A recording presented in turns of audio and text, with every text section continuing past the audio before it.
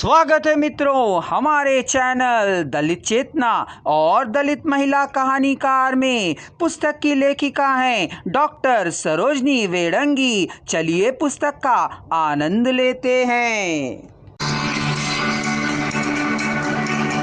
किंतु पिता ने गुस्से में उसे ड्रेस के बारे में कहा, सुषमा ये क्या पहन रखा है और कोई कपड़ा नहीं है क्या तेरे पास? ज्यादा मॉडर्न बन गई है क्या? कॉलेज में दाखिला हो गया हो तो? पिता की डांट सुनते ही सभी अपनी अपनी जगहों पर चले। वे सभी पिताजी से काफी डरते थे। सुषमा के लिए पिता को अंग दिखने वाले कपड़े अच्छे नहीं लगते थे। उस दिन के बाद सुषमा कभी कॉलेज के लिए ऐसे कपड़े पहनकर नहीं जा सकी। यहाँ लेखिका पिता की मानसिकता और समाज में मॉडर्न युग के नाम से आ रहे बदलाव को अंकित करती हैं। उन्हीं दिनों उनके घर मुखिया की बहन अर्थात सुषमा की बुआ आई। बुआ की वेशभूषा गांव में काम करती दलित महिला की तरह थी। उम्र में ही छोटी थी पर चेहरे झुर्रियां धूप से कुम्हलाई हुई नहीं बल्कि जली हुई त्वचा, सूखे होंठ, आंखों के पास सिकुड़न, रूखे बाल, सीधे पल्ले की गांव की खद्दर की किनारेदार मोटी धोती पहने हुए सिर ढक कर रखी थी। गांव में खेती बाड़ी और पशुओं का काम कर हाथ पैर काफी कठोर और बदसूरत हो चले थे। शरीर में यौवन का नामो निशाना था। वह अधेड़ उम्र में ही बुढ़ापे की देहरी लांघ चुकी थी। गुस्सल खाने में नहाने जाते समय उसने अपनी साड़ी अमरूद के पेड़ पर टांग दी।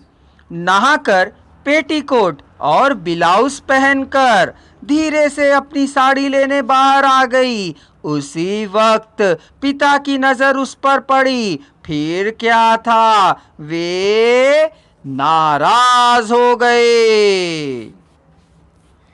उसे पता नहीं कब अकल आएगी। बूढ़ी होने को आई अभी तक रत्ती भर भी इसमें समझ नहीं आई। ना उठाने बैठने की, ना ओढ़ने पहनने की, ना खाने पीने की।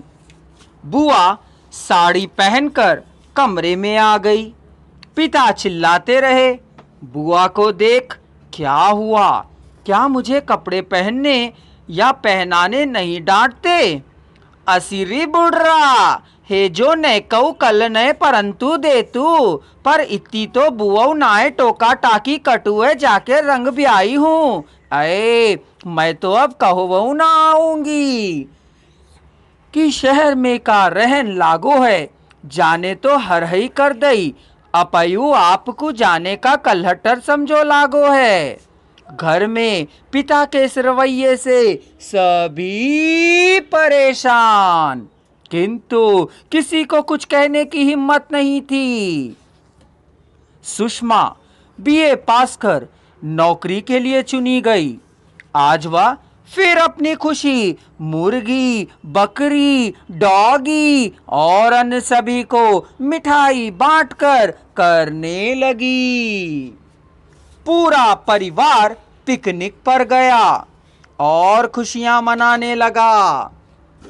सुषमा को टॉयलेट जाना था पर दूर कहीं भी लेडीज टॉयलेट नहीं थी।